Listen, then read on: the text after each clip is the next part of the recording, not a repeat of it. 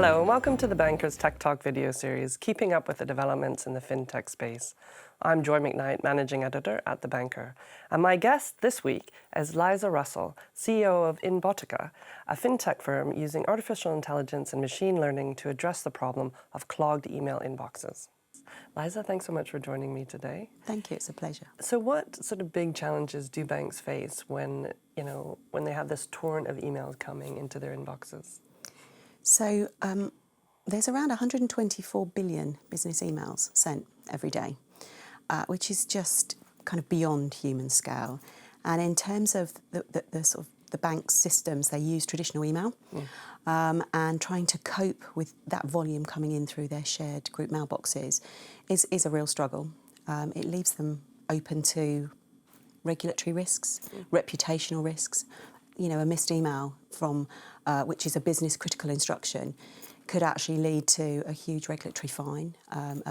There are situations where we see the volume pushing out the turnaround times. So where they've agreed with their sort of strategic clients, SLAs, that they're going to complete that transaction within 2 hours, 4 hours, one day. They're really struggling to meet those turnaround times. Okay, so obviously it could also have a big impact on their bottom line and their profits. Yeah, absolutely. So obviously there's huge competition between the banks.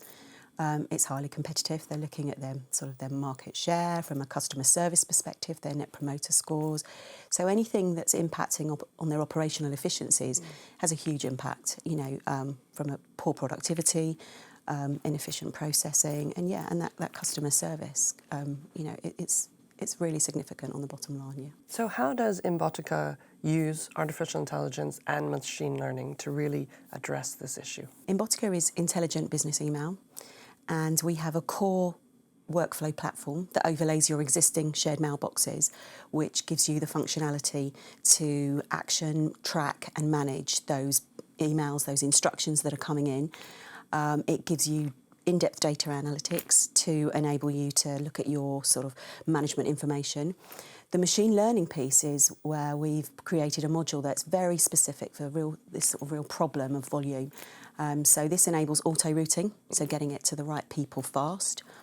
It enables sentiment analytics. So, for example, if an instruction's come through and then actually there's an escalation within the body of the email in terms of the language, it enables it to pick that up and actually prioritise that so that that's dealt with as quickly as possible within their time frames, such as complaints, so if it's a complaint coming through.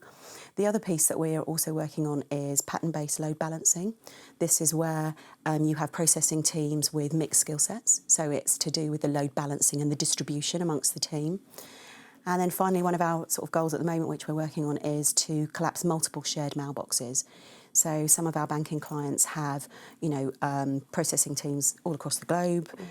So you might have a process team for settlements, for example.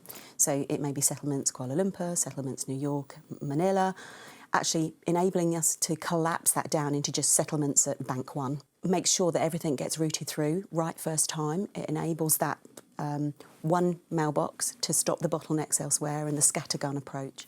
So that's how we're addressing the problem, and it's obviously just the workflow technology improves productivity and brings those efficiencies, but that machine learning really gives it that kind of cutting edge. So you were chosen for the 2019 Barclays Tech Star cohort. What benefits has that brought your company? It was a great opportunity. So it's one of the best accelerators. For us, it was effectively 18 months of business development, sort of squeezed into 3 very intense months. It was an opportunity to grow our network. We met great mentors and great kind of industry experts who were all there to sort of help you and to support you in kind of looking at your proposition, your messaging, and kind of your go-to-market strategy. So there's a sort of a wealth of sort of skills and expertise that is there at your fingertips. So it was very, very, it was really intense, I will say that, very intense, but a great opportunity, and we met some great people. What do you think the fintech community can do to really attract more women? There needs to be more mentoring. There needs to be more events that, reach out to women.